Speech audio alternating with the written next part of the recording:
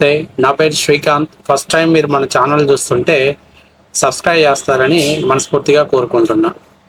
ఇక విషయంలోకి వెళ్తే మీ అందరికీ తెలుసు, లక్ష్మీ పార్వతి. ఒకప్పుడు లక్ష్మీ పార్వతి హార్మోని పెట్టెలు వాయించేది, హరికథలు బాగా చెప్పింది. తాజాగా ఈరోజు వైఎస్ఆర్ కాంగ్రెస్ పార్టీ ఒక మహిళా విభాగం మీటింగ్ కండక్ట్ చేస్తే అందులో మన లక్ష్మీ పార్వతి అద్భుతమైనటువంటి హరికథల ప్రోగ్రామ్ని స్టార్ట్ చేసింది. గతంలో మీ అందరూ తెలుసు, వేణుమాధవ్ గారని ఒక ఆస్ట్రాలజిస్ట్ ఉండేవాడు. ఆయన చెప్పేవాడు అనమాట, కుజుడు బుధుడు వీళ్ళందరూ అట్లా ఉన్నారు ఇట్లా ఉన్నారు, కాబట్టి 2024లో జగన్మోహన్ రెడ్డి గెలిచేటువంటి అవకాశాలు ఉన్నాయి అని చెప్పేసి ఎన్నికల ముందు ఒక సర్వే వదిలేశారనమాట ఆయన ఆస్ట్రాలజీ.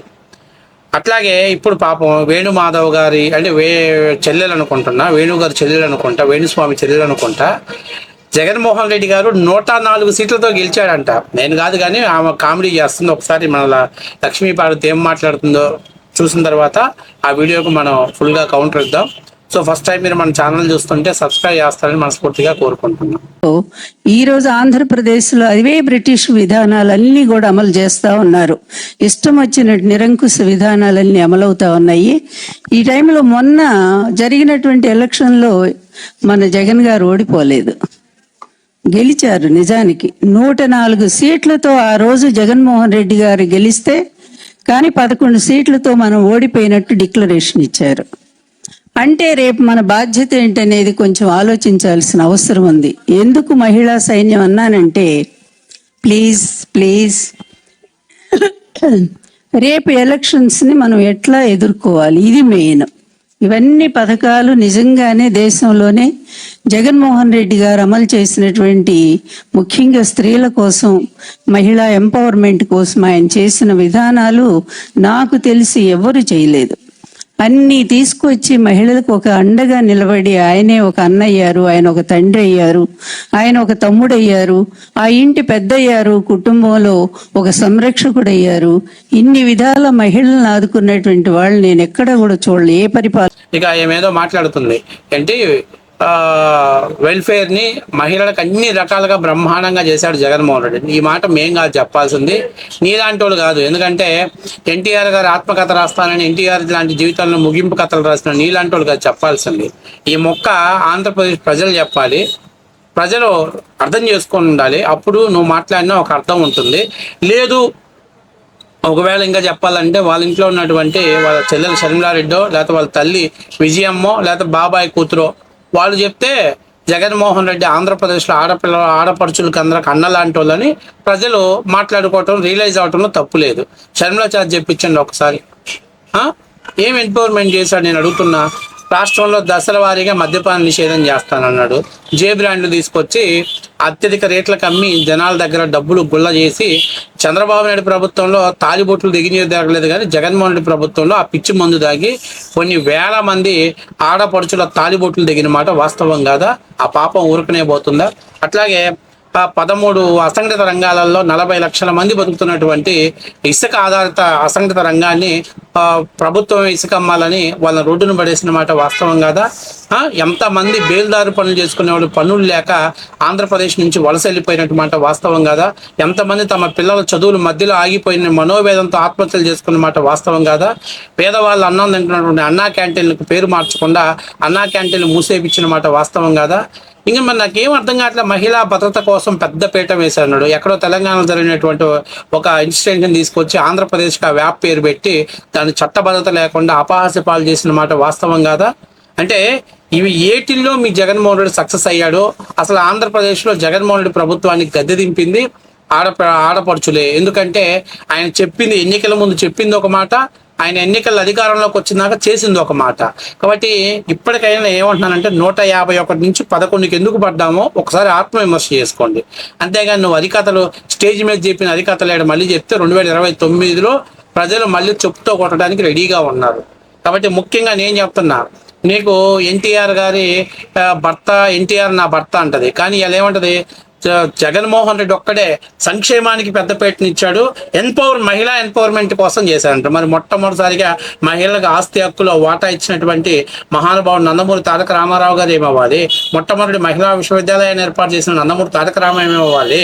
అట్లాగే డ్వాక్రా సంఘాలను పెట్టి మహిళలకి ఆర్థిక స్వలంబన తీసుకొచ్చిన చంద్రబాబు నాయుడు పేరు అంటే ఎట్లాగో దలచవలే. చంద్రబాబు నాయుడు పేరు దలిస్తే నీకు అదే ఆఖరి రోజు, నీ రాజకీయ జీవితానికి అదే ఆఖరి రోజు, అదే నీ చివరి రోజు. కాబట్టి ఆయన ఎప్పుడు పొగడవు అనుకో, అది పక్కన పెట్టే. కనీసం నువ్వు నా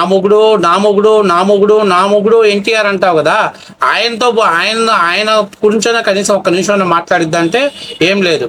లాస్ట్ లో చూసారా, ప్లీజ్ అబ్బో, ఇంకా ఈ 16 అనుకుంటుంది, 60కి వచ్చింది వయసు, కానీ ఇంకా 16 సంవత్సరాలే అనుకుంటుంది, ఆ భ్రమలోనే బతుకుతుంది. అంటే నేను చెప్పేది ఏంటంటే, జోహో బుద్ధి కోరిక అన్నారు కదా, ఇంకా వృద్ధాప వయసులో కూడా యవ్వనత్వం ఉన్నటువంటి జవసత్వాలతో ఉన్నది అనుకుంటుంది. ఆ స్టైల్ మీరు ఆ వీడియో చూడండి, ఎన్ని పోజులు ఇస్తుందో. ఇట్టొక్కసారి దుడుస్తుంది, ఎంత కొంటె చూపులు చూస్తుంది. నీ ఏజ్ ఏంది, నీ గేజ్ ఏంది, నువ్వు చేసే పనులేంది? మళ్ళీ పైపెచ్చి ఏమో రాష్ట్రానికి ఏదో అఫీషియల్ స్పోక్ పర్సన్ ఏదో పోస్ట్ అంట. మంచి సెలెక్ట్ చేశాడయ్యా. స్టేజ్ మీద బూతులు తిట్టే వాళ్ళని స్టేజ్ కింద ఎందుకులే, మళ్ళీ నేను మాట్లాడనులే, మళ్ళీ ఆడవాళ్ళు పాపం బాధపడతారు. అంటే ఇట్లాంటి వాళ్ళందరూ బ్రహ్మాండమైన టీం తయారు చేశారు, బ్రహ్మాండమైనటువంటి టీము. మీరందరూ ప్రజల సమస్యల కంటే కూడా మీ వ్యక్తిగత డబ్బాలు కొట్టుకోవడానికి, వ్యక్తిగత భజన చేయడానికి మీరు ఎక్కువ టైం ప్రిఫరెన్స్ ఇస్తారు. కాబట్టి నేను చెప్పేది లక్ష్మీపార్వతి, జ్యోతిష్యము ఆపేసి నువ్వు ఎట్లాగో గ్రౌండ్ లెవెల్లో పోలేవు, కానీ జగన్మోహన్ రెడ్డి కన్నా ఒకసారి రిక్వెస్ట్ చేయి. అయ్యా 2029లో మనం గెలవాలంటే ఈ అంబక్కులు జింబక్కులు రాష్ట్ర ప్రజలు నమ్మే పరిస్థితులు లేరు, లేకపోతే ఆ కోడి కత్తి గులకరాయి డ్రామాలు కూడా నమ్మలేరు. కాబట్టి రాష్ట్ర ప్రజలకి అసలు మనం ఎందుకు ఓడిపోయాం, మహిళలు మన మీద ఎందుకు తిరుగుబాటు చేస్తున్నారు, మహిళలు జగన్మోహన్ రెడ్డి అంటే రౌడీ అని ఎందుకు అనుకుంటున్నారు అనేటువంటి దాని మీద ఒక్కసారి మనం ఆత్మవిమర్శ చేసుకోవాలంటే గ్రౌండ్ లెవెల్ రియాలిటీ ఒకసారి చెక్ చేసుకుందామని సలహా చేయి. నువ్వు సలహా చేస్తే ఆయన వినే పరిస్థితులు లేరు, కానీ మీరు భజన చేయడమే కరెక్ట్ పరిస్థితిలో ఉన్నారు. కాబట్టి ప్రజలు ఓట్లు వేయక ఓడిచ్చిందని కూడా సిగ్గు లేకుండా వైనాట్ 175 అన్నది చివరికి ఈరోజు 104 దిగజారారు. రేపు ఎల్లుండి పోతే లేదు మేము మ్యాజిక్ ఫిగర్ దగ్గరకు వచ్చాము, ఒక్కోటితోటి గవర్నమెంట్ చంద్రబాబు నాయుడు సొంతం చేసుకున్నాడని కూడా అవుతుంది. ఎందుకంటే నోట్లో నరం నాలుకే కదా, ఎన్ని మాటలైనా వాగితే ఎన్ని పూతలైనా వస్తుంది. అందులో లక్ష్మీభారతి కంటే ఇంకా కొద్దిగా అడిషనల్ డోస్ ఉంటుంది. కాబట్టి లపాకి నేను చెప్పేది ఏంటంటే, జగన్మోహన్ రెడ్డి సంకనాగిపోవటానికి, నాశనం అవటానికి మీలాంటి వేస్ట్ క్యాండిడేట్లే కారణం. ఇలా నేను అడుగుతున్నా, రోజా ఏం చెప్తా? రోజా గురించి మాట్లాడితే, నీ గురించి మాట్లాడదా ఏంటి? నువ్వేంటి? మీరేదో పెద్ద సంఘసేవ చేసినటువంటి సంఘసేవ కార్యకర్తలాగా ఫీల్ అయిపోతున్నారు. అదేమో పొద్దుగూకులు వేస్తే రంకులు బొంకులు నోటితో మాట్లాడి, నువ్వేమో తెల్లారు లేచిన దగ్గర నుంచి చంద్రబాబు నాయుడిని, లోకేష్ని, లేకపోతే ఎవరైనా తిట్టడానికి మీరు పనికి వస్తున్నారు తప్ప నుంచి అసలు ప్రజల సమస్యల మీద పోరాటం చేసే లక్షణం నీ కాడ ఉందా? నిన్ను వైసీపీ పార్టీలో కొనసాగించడానికి ఏకైక కారణం చంద్రబాబు నాయుడు తిట్టాలంటే నాకు ఒక పదార్థం కావాలి, ఆ పదార్థం మన లపాకి అని అలా కొనసాగిస్తున్నారు. చూసారు కదా, 104 సీట్లు, 104 కాదమ్మా 111 సీట్లతో జగన్మోహన్ రెడ్డి గెలిచాడు ఎన్నికల్లో. కాకపోతే ఎన్నికల కమిషన్ వాళ్ళు పాపం 3 వస్తే అరిష్టంగా ఉంటుంది. అంటే మనం ఎట్లాగో 3 రాజధానులు కదా, సో రాజధానికి ఒక అంకె లెక్క వేసుకుంటా పోతే పొరపాటున ఒక అంకె దుడిచేశారు, అందుకని 11 సీట్లు వచ్చాయి. అంటే ఎన్నికల వాళ్ళు తప్పు చేశారు పాపం. 111 సీట్లతో గెలిస్తే ఒక అంకె దుడిపేయడంతో 11 సీట్లకు పరిమితం అయిపోయింది. దాన్ని కరప్షన్ చేద్దాం, నెక్స్ట్ టైము 9కో లేకపోతే 7కో పరిమితం చేసే పరిస్థితి చేద్దాం. ఎందుకంటే ఇక్కడ పిచ్చి మాటలు, నువ్వు సినిమా స్టోరీల్లో చెప్పేటువంటి హరికథలు, స్టేజీల మీద పెట్టే బుర్ర కథలు చెప్తే ప్రజలు ఎవరు వినేవాళ్ళు లేరు. అర్థమైందా? నీకు ముఖ్యమైనటువంటి విషయం ఏంటి, ఎన్నికల్లో ఏమన్నా 1 సీటు తగ్గి 2 సీట్లు తగ్గి గవర్నమెంట్ని కోల్పోతే దాని గురించి మాట్లాడినా అది వేరేగా ఉంటుంది.